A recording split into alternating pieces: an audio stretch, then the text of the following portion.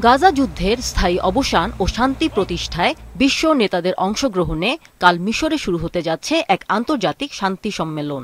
দেশটির পর্যটন শহর শার্ম আল শেখে হতে যাওয়া এই সম্মেলনে সভাপতিত্ব করবেন যুক্তরাষ্ট্রের প্রেসিডেন্ট ডোনাল্ড ট্রাম্প ও মিশরের president Abdel Fattah al CC. মিশরের প্রেসিডেন্টের দপ্তর শনিবার এক বিবৃতিতে জানায়, সম্মেলনে বিশ্বের ২০টিরও বেশি দেশের নেতারা অংশ নেবেন।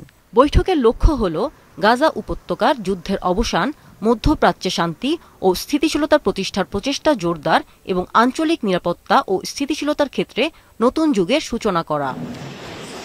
জাতিসংঘ মহাসচিব আন্তোনিও গুতেরেস, যুক্তরাজ্যের প্রধানমন্ত্রী কিয়ার স্টারমার, ইতালির জর্জিয়া মেলোনি, স্পেনের পেদ্রো সানচেজ ও ফ্রান্সের প্রেসিডেন্ট ইমানুয়েল ম্যাক্রো এরই মধ্যে এই সম্মেলনে উপস্থিত থাকার বিষয়টি নিশ্চিত করেছেন।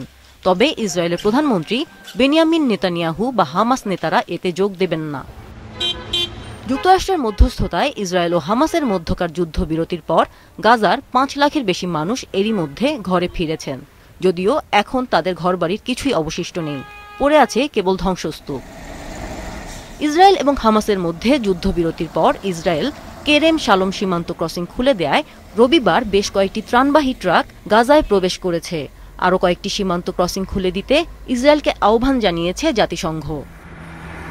এদিকে গাজা যুদ্ধবিরতি ও জিম্মি মুক্তি চুক্তি নিয়ে সাম্প্রতিক আলোচনা শেষে শার্ম আল শেখ শহর ছাড়ার পথে রোববার সড়ক দুর্ঘটনায় কাতারের ৩ কূটনীতিক নিহত ও আরও ২ জন আহত হয়েছেন। আমিনা লুসি, মাছরাঙা, নিউজ ডেস্ক।